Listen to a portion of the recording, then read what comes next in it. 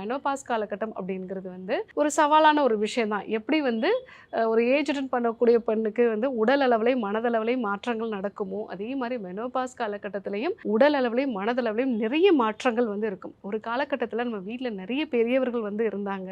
இந்த காலகட்டத்தில் என்ன உணவுகள் வந்து எடுத்துக்கணும், இதெல்லாம் நார்மல் தானா இல்லை அப்நார்மலா, இந்த விஷயத்தை எல்லாமே வீட்டில் இருக்கக்கூடிய பெரியவர்கள் வந்து சொல்லிக் கொடுப்பாங்க. பட் இந்த காலகட்டத்தில் பார்த்தீங்க அப்படின்னா வீட்டில் ஒரு 40 வயதுக்கு மேலே ஒரு பெண் இருக்காங்க அப்படின்னா அவங்க தான் வீட்டில் இருக்கக்கூடிய எல்லாரையுமே வந்து பார்த்துக்கக்கூடிய ஒரு நிலையும் வந்து இருக்காங்க.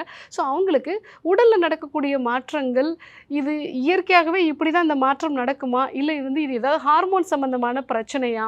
ஏன்னா தூக்கம் இல்லை அப்படின்னாலே அந்த ஒரு விஷயமே வந்து உங்களுக்கு வந்து நிறைய நெகட்டிவிட்டியை மைண்டில் வந்து கொண்டு போகிறோம். முக்கியமாக உடல் அந்த ஆரோக்கியத்தை பற்றி நிறைய பயங்கள் வந்து உண்டாகும். ஸோ இந்த மாதிரியான நிலைகளில் வந்து நீங்கள் நன்னாரி சேர்ந்த டீ மாதிரியோ வந்து இல்லை வந்து நன்னாரி ஊறல் குடிநீர் மாதிரி வந்து நீங்கள் எடுத்துக்கலாம். ஸோ நன்னாரி வந்து வாங்கிட்டு வந்துட்டு அதை வந்து இடித்து நீங்கள் நைட்லேயே வந்து ஊற வச்சுட்டு காலையில் வெறும் வயிற்றில் வந்து எடுத்துக்கிட்டிங்க அப்படின்னா உடம்புல இருக்கக்கூடிய பித்தம் வந்து குறையும். அது மட்டும் இல்லாமல் இந்த ஹார்ட் ஃப்ளாஸஸும் வந்து உங்களுக்கு கொஞ்சம் கொஞ்சமாக வந்து குறைய ஆரம்பிக்கும்.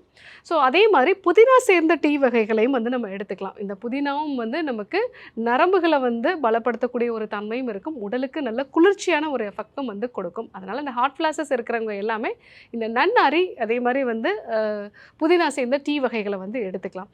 ஸோ அடுத்ததாக வந்து இந்த மெனோபாஸ் காலகட்டத்தில் சரியான ஒரு தூக்கமே வந்து இருக்காது.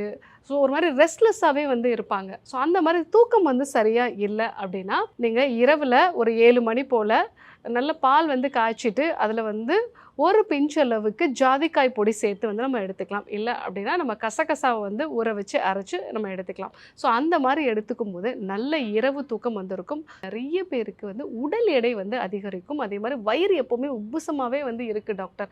ஸோ வயிறு ப்ளோட்டடாகவே இருக்குது. எனக்கு அந்த பீரியட்ஸ் வரதுக்கு கொஞ்சம் நாளைக்கு முன்னாடி பார்த்தீங்க அப்படின்னா கொஞ்சம் சாப்பிட்டாலும் வயிறு உப்புசமாயிடுறது, எனக்கு வந்து சரியாக வந்து மோஷன் போக மாட்டேங்குது, உடம்புல எப்போவுமே காற்று நிறைய இருக்கிற மாதிரியான ஒரு விஷயம் வந்து இருக்குது அப்படின்னு சொல்லுவாங்க. அந்த மாதிரி இருந்தது அப்படின்னா நீங்கள் சோம்பு சேர்ந்த டீ வந்து எடுத்துக்கலாம்.